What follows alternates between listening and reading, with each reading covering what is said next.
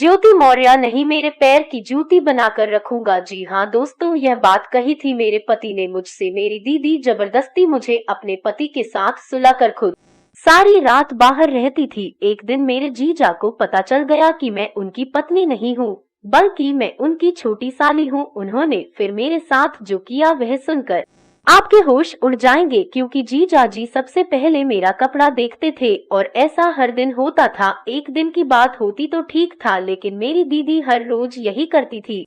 जी हाँ दोस्तों, यह बात उन दिनों की है जब मैं अपनी पढ़ाई करके शहर अपने दीदी और जीजा के यहाँ रहने आई थी।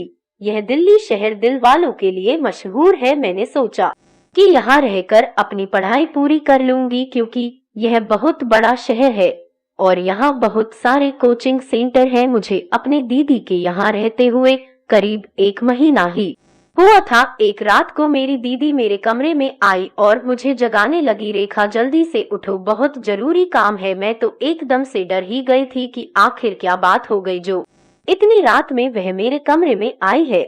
उन्होंने मुझसे कहा, जल्दी से अपने कपड़े उतारो और मेरे यह कपड़े पहन लो। मेरे तो समझ में नहीं आ रहा था यह क्या हो रहा है। मैंने उनसे पूछा कि क्या चक्कर है, लेकिन उन्होंने कुछ भी बताने से मना किया और कहा, मैं जो कह रही हूँ वैसा करो, जल्दी जाओ और जाकर अपने जीजा के बगल में सो जाओ। मैं कल सुबह जल्दी आ जाऊंगी। वह यह कहकर तुरंत घर से बाहर चली गई और मैं जाकर जीजा के बगल में सो गई। मैं रात भर बहुत डरी हुई थी, कहीं जीजा जी को पता ना चल जाए और कहीं उन्होंने अपनी बीवी समझकर रात में मेरे साथ कुछ और कर दिया तो। बहुत डरते डरते रात से दिन हुआ और दीदी आ गई। मैंने राहत की सांस ली और मैं वापस अपने कमरे में चली गई। यह सब एक दिन की बात थी, यही सोचकर मैं चुप थी, लेकिन मेरी दीदी तो रोजाना यही करने लगी, मुझे जीजा के कमरे में भेजकर अपना रात में घर से बाहर जाने लगी। एक रात को मैंने सोचा कि आखिर यह मुझे सुला कर कहाँ जाती है, आज तो मैं यह राज जानकर रहूंगी। या जैसे ही घर से बाहर निकली मैं भी उनका पीछा करने लगे।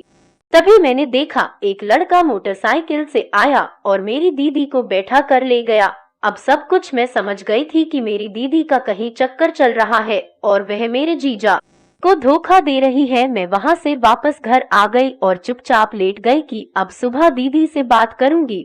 फिर जैसे ही सुबह दीदी घर वापस आई तो मैंने दीदी से पूछा, यह सब कब से चल रहा है। उन्होंने मुझसे कहा, तुम अपना काम से काम रखो, नहीं तो मैं तुमको वापस गांव भेज दूंगी और घर पर कह दूंगी कि इसका अपने जीजा के साथ कुछ चक्कर चल रहा है, जिसकी वजह से तुम बदनाम हो जाओगी और दोबारा फिर यहाँ कभी नहीं आ पाओगे।